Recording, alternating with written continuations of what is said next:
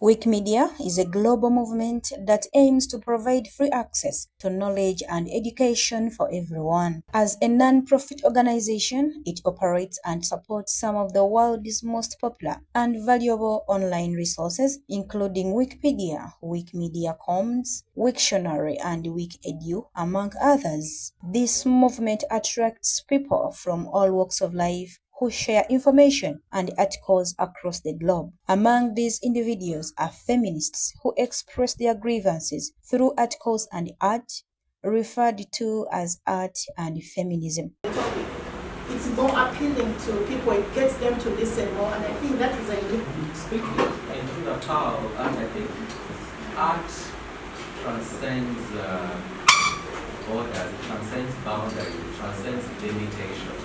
Giving back more, information, more digging, more like, it just, and then it's universal. Art is a universal language. I love the beauty of art because I think it's a slap in the face. It is unavoidable.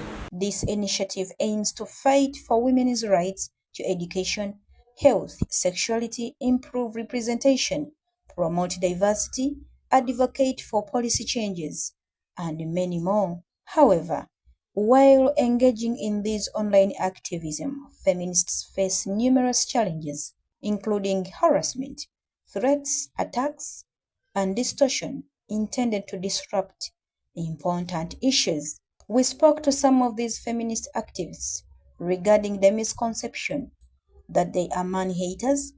Here is what they had to say. So many art, Wikimedia and digital rights activists of women rights online.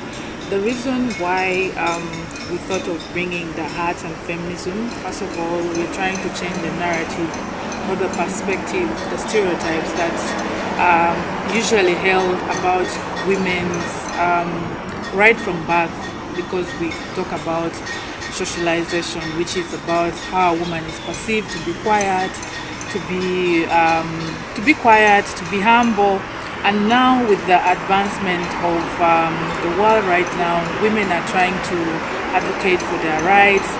I think the most important thing that people need to understand about feminism is perception. The society has built feminism to be good only.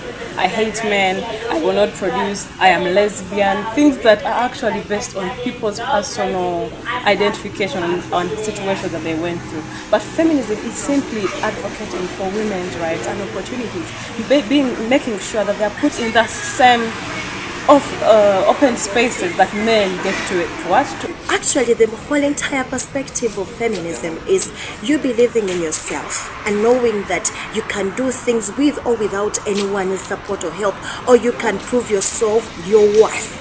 So the moment you do things trying to show others that you can do better than them, that is where the whole entire problem comes from. This distortion comes about the thinking that feminism is about putting men under. No. On the contrary, feminism is about equity. Not equality, but equity. Making sure that women as women are accorded that which is due to them as women. Yeah? And making sure that women are treated fairly. A narrative that people push out to generally just give reasons or cover up the important issues that feminists try to raise. You get, because it has been a long journey that everyone tries to pull a layer and improve the lives of everyone, and those who are upholding patriarchy just keep bringing up all these narratives, because honestly, if you did a research, you'd find that yes, there are some who are not married, yes, and yes, there are many that are married. Surprisingly, feminism does not limit whether you're a man or a woman, explains Caris, a male feminist. This distortion comes about the thinking that feminism is about putting men under. No. On the contrary, feminism is about equity. Not equality, but equity. Making sure that women as women accorded that which is due to them as women, yeah, and making sure that women are treated fairly. To address these challenges, feminists convened to showcase their grievances through art, organized by Wikimedia. Sandra Acheng, the diversity and content generation leader at Wikimedia, highlights the importance of this initiative. So this is what we're trying to do. We brought together different feminists who are trying to use art as a mechanism. Call it poetry, call it music, videography, and other forms of art, essays, poetry, and all that, to change the narratives of how feminism is being perceived on Wikipedia and Wikimedia, and also to see how best do we use the tools such as maybe poetry, such as maybe videos, to change the narratives, the stereotypes, the backlash that women and also girls face on their online platform, and also the Wikipedia platform itself.